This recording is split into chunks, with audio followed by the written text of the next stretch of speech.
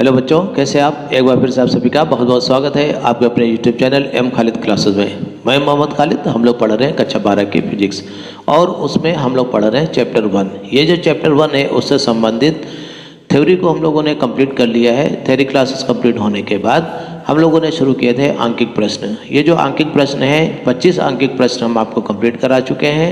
आज से हम लोग 26 से लेकर के 30 तक के आंकिक प्रश्नों को देखेंगे। आइए नंबर 26 ये कह रहा है वैद्युत स्थैतिक क्षेत्र E वेक्टर बराबर, देखिए E का मान दिया हुआ है 2i cap plus 4j cap और 7k कैप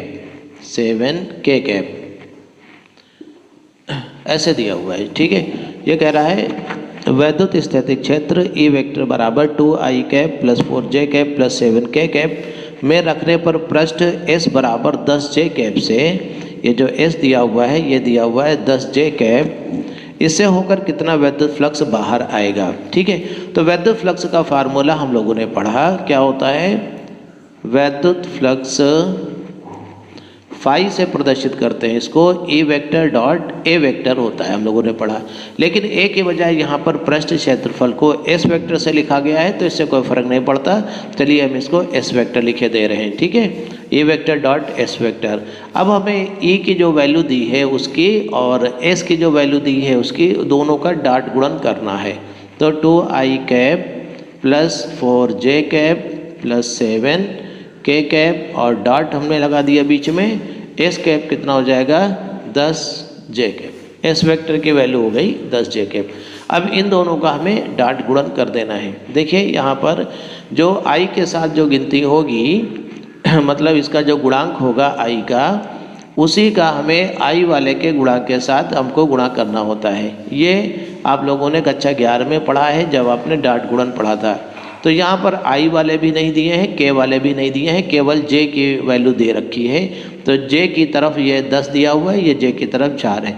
तो J और J वालों का ही केवल गुणा हो जाएगा। यहाँ पर 4 और 10 की गुणा हो जाएगी, 4 दाम 40, बस और कुछ नहीं लिखा जाएगा, 40।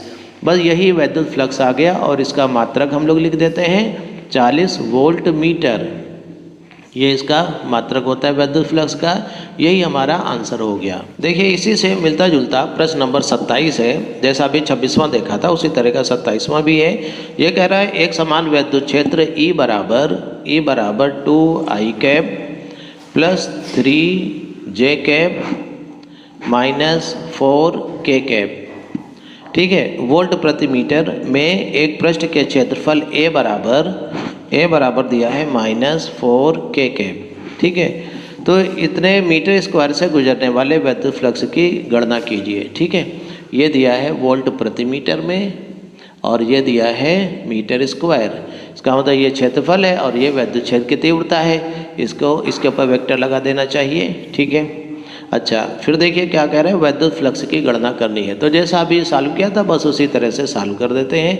देखिए फाई बराबर होता है E vector dot A vector, तो दोनों का डॉट गुणन कर देना है। तो 2i cap plus 3j cap minus 4k cap, ठीक है, डॉट गुणन कर देना है हमें इसका -4k कैप। देखिए इसमें k कैप की जो गुणांक दिया हुआ है ये -4 है, यहाँ पर k कैप का -4 है, तो इन दोनों का मल्टीप्लाई हो जाएगा, इन दोनों का गुणा हो जाएगा, माइनस माइनस की गुणा प्लस, 4 चक्कू 16, तो केवल 16 लिख देंगे और इसका मात्रक हो जाएगा वोल्ट इंटू मीटर। तो यही हमारा आंसर है, यही वैद्युत फ्लक्स हो गया। अगला प्रश्न देखते हैं, क्वेश्चन नंबर 28।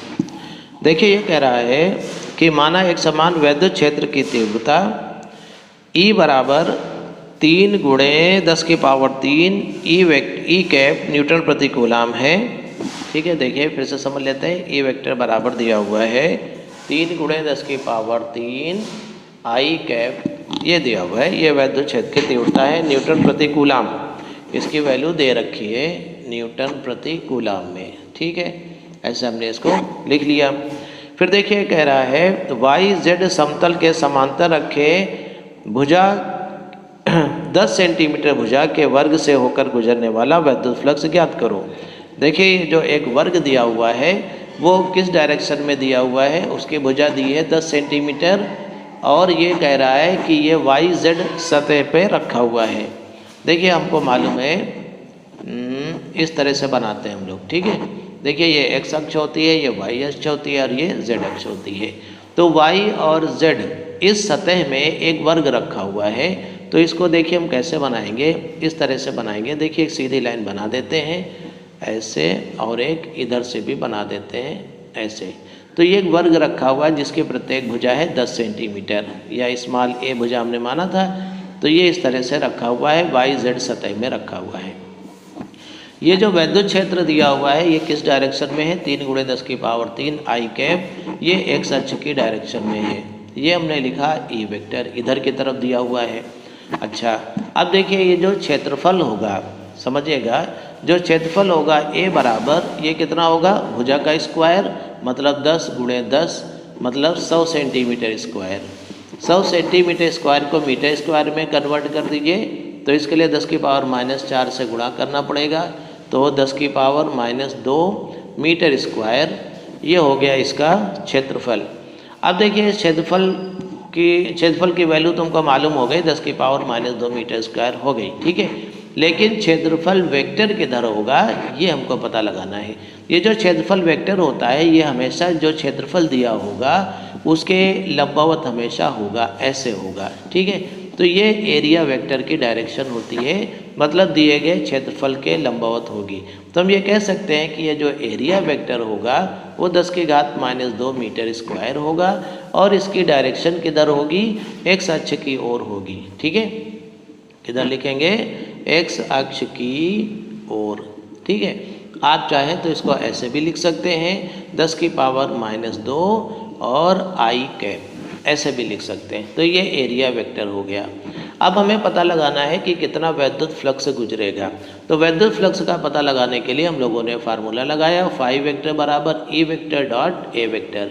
ई वेक्टर का मतलब वैद्युत क्षेत्र की तीव्रता वो कितनी दी हुई है, 3 × 10⁻³ आई कैप, ऐसे लिख दिया, और डॉट एरिया वेक्टर ये दिया हुआ है 10⁻⁻2 आई कैप, ठीक है। अब देखिए तो कितना हो जाएगा, यहाँ पर 3 × 10⁻, यहाँ पर देखिए आई और आई की गुणा 1 हो गई, ठीक है। और यहाँ पर देखिए 10⁻⁻2 और 3 मिल करके 10⁻1 बचे। एक पावर लिखी नहीं जाती, ये इसको लिख देंगे 30 वोल्ट मीटर, 30 वोल्ट मीटर। यही वैद्युत फ्लक्स हो गया, यही हमारा आंसर है। देखिए इसके बाद इसका सेकंड पार्ट भी है। इसका सेकंड पार्ट ये कह रहा है, यदि वर्ग को एक्स अक्ष के सापेक्ष 60 अंश के कोण पर विस्थापित कर दिया जाए तब वैद्युत फ्लक्स ज्ञात करो। अगर जो हम इसी वर्ग को एक्स अक्ष के सापेक्ष 60 अंश पर विस्थापित कर दें, चाहे इधर झुका दें चाहे इधर झुका दें, तब उस समय वैद्युत फ्लक्स इसमें कितना गुजरेगा ये हमको पता लगाना है। ऐसे कंडीशन में देखिए वैद्युत क्षेत्र और एरिया वेक्टर के बीच जो एंगल हो जाएगा या कोण हो जाएगा वो 60 अंश का हो जाएगा। अब हम लोगों को पता है कि फाई बराबर होता है E vector dot A vector, ठीक है। इसका मतलब ई ए कास थीटा हम लिख सकते हैं। ई का मतलब वैद्युत क्षेत्र की तीव्रता, वैद्युत क्षेत्र की तीव्रता का परिमाण वो है 3 × 10⁻3। उसके बाद क्षेत्रफल का परिमाण, क्षेत्रफल अभी हम लोगों ने निकाला 10⁻⁻2, और कास थीटा का मान कितना दिया है, कास 60 अंश हो जाएगा ऐसे कंडीशन में, ठीक है। अगर जो इस क्षेत्रफल को हम कितना झुका दें, 60 अंश झुका दें, एक्स अक्ष के सापेक्ष 60 अंश के कोण पर इसको झुका दें, तो ई और ए के बीच में 60 अंश का कोण हो जाएगा। तो देखिए ये कितना बना, इन दोनों की गुणा करेंगे तो घातें 1 बचेगी, 1 घात बचेगी, और कास 60 का मान होता है 1/2, ठीक है। तो 3 दाम 30 × 1/2 मतलब 15 और इसका मात्रक क्या हो जाएगा, वोल्ट मीटर, या वोल्ट इंटू मीटर भी लिख सकते हैं। तो यही हमारा आंसर हो गया। नंबर 29 नंबर देखिए, कह रहा है 10 सेंटीमीटर त्रिज्या के गोलीय गॉसियन पृष्ठ के केंद्र पर बिंदु आवेश के द्वारा उत्पन्न वैद्युत फ्लक्स 1 × 10⁻³ न्यूटन मीटर स्क्वायर प्रति कूलाम है। देखिए एक गॉसियन पृष्ठ दिया है जिसकी त्रिज्या भी दे रखी है, 10 सेंटीमीटर त्रिज्या वाला गोलीय गॉसियन पृष्ठ है, और इसके केंद्र पर बिंदु आवेश द्वारा उत्पन्न वैद्युत फ्लक्स का भी मान दे रखा है 1 × 10⁻3, और इसकी वैल्यू दे रखी है न्यूटन मीटर स्क्वायर प्रति कूलाम। ठीक है, ये दे रखी है। फिर देखिए प्रश्न में ये कह रहा है, नंबर फर्स्ट पार्ट ये कह रहा है, यदि गॉसियन पृष्ठ की त्रिज्या 2 गुनी कर दी जाए तो पृष्ठ से कितना फ्लक्स गुजरेगा। देखिए समझिएगा, एक गोला है, गोलाकार कोई पृष्ठ है जिसकी त्रिज्या दे रखी है 10 सेंटीमीटर, कैपिटल आर है 10 सेंटीमीटर, और यहाँ पर कोई आवेश रखा हुआ है, मान लीजिए कि कुछ प्लस क्यू चार्ज रखा है। इसके कारण जो वैद्युत फ्लक्स गुजरता है, मतलब बहुत सारी जो वैद्युत बल रेखाएं जनरेट होती हैं वो इसमें से होकर के गुजरती हैं। ठीक है, प्रश्न में ये कह रहा है कि अगर जो इस त्रिज्या को हम डबल कर दें, इसकी त्रिज्या 10 सेंटीमीटर के बजाय 20 सेंटीमीटर कर दें, तो उससे होकर के कितना वैद्युत फ्लक्स गुजरेगा। इनका मतलब ये है कि फ्लक्स पहले से बढ़ जाएगा कि घट जाएगा कि उतना ही रहेगा। तो आप देख रहे हैं कि अगर जो मान लीजिए कि कुछ बल रेखाएं 100, 200, 500, 1000 कुछ भी बल रेखाएं अगर जो जितनी इस पृष्ठ से गुजर रही हैं उतनी ही बल रेखाएं इस बड़े क्षेत्रफल से भी गुजरेंगी। इसका मतलब यह हुआ कि वैद्युत फ्लक्स पर कोई प्रभाव नहीं पड़ेगा, वैद्युत फ्लक्स उतना ही रहेगा। अगर जो हम त्रिज्या को 2 गुना, 3 गुना, 4 गुना कितना भी बड़ा कर दें तो गुजरने वाला वैद्युत फ्लक्स उतना ही रहेगा। देखिए प्रश्न में ये कह रहा है तब पृष्ठ से कितना वैद्युत फ्लक्स गुजरेगा, तो हम लिखेंगे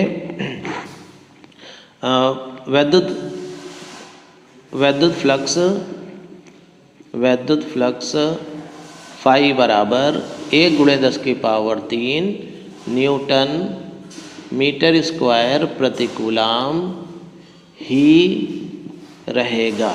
ठीक है, तो ये हमारा आंसर हो जाएगा। फिर देखिए सवाल में ये सेकंड पार्ट और भी कह रहा है कि बिंदु आवेश का मान ज्ञात कीजिए। देखिए ये जो बिंदु आवेश रखा हुआ है जो कि फ्लक्स को बना रहा है, फ्लक्स को उत्पन्न कर रहा है, उसका मान कितना होगा वो हमको निकालना है। तो इसके लिए हम लोग गॉस की थ्योरम, गॉस की प्रमेय यूज़ कर सकते हैं। उसका फार्मूला क्या होता है, फाई बराबर क्यू अपान एप्सिलॉन नॉट होता है।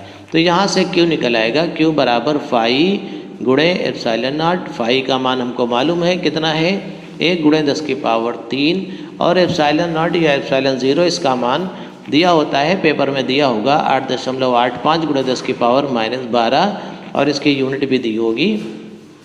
अच्छा, इनकी गुणा कर देंगे तो ये आ जाएगा 8.85 गुणे 10 की पावर -9 कूलाम। इतना आवेश यहाँ पर केंद्र पर रखा होगा, यही हमारा आंसर हो जाएगा।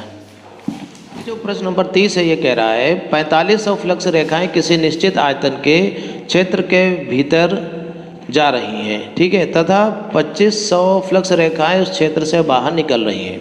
देखिए समझिएगा, कोई क्षेत्रफल होगा, कोई बंद पृष्ठ होगा, उसमें 4500 वैद्युत बल रेखाएं कहाँ जा रही हैं, भीतर जा रही हैं, और 2500 बल रेखाएं बाहर निकल रही हैं। तो भीतर कितनी जा रही हैं, ऐसे हमने रफ चित्र बना लिया, 4500 भीतर जा रही हैं और 2500 कहाँ आ रही हैं, बाहर आ रही हैं। 2500 फ्लक्स रेखाएं बाहर आ रही हैं, तो इसका मतलब इसके भीतर कहीं कोई आवेश होगा। 2 तरह के आवेश होंगे, एक प्लस का होगा, एक माइनस का होगा। तो प्लस के कारण वैद्युत बल रेखाएं बाहर जा रही होंगी, ठीक है, और माइनस के कारण वैद्युत बल रेखाएं अंदर आ रही होंगी। ठीक है, समझते हैं। तो उस क्षेत्र के भीतर कितना आवेश है हमें ये निकालना है। ठीक है, तो हम पहले देखेंगे वैद्युत बल रेखाओं की संख्या अर्थात वैद्युत फ्लक्स। तो नेट वैद्युत फ्लक्स कितना है, हम लिख सकते हैं नेट वैद्युत फ्लक्स बराबर, नेट वैद्युत फ्लक्स देखिए 4500 अंदर आ रही हैं और 2500 माइनस ये बाहर जा रही हैं। ठीक है, तो अब देखिए प्लस के कारण बाहर जाती हैं, माइनस के कारण अंदर जाती हैं। तो हम प्लस वालों को पहले लिख सकते हैं, माइनस वालों को बाद में लिख सकते हैं। तो चलिए हमने ऐसे लिख दिया 2500 माइनस 4500। ठीक है, जो बाहर जा रही हैं वो प्लस की मान लिया और जो भीतर आ रही वो माइनस की। देखिए ऐसा किस लिए किया, ताकि आवेशों का जो मान है या आवेशों का जो चिन्ह है वो गड़बड़ ना हो।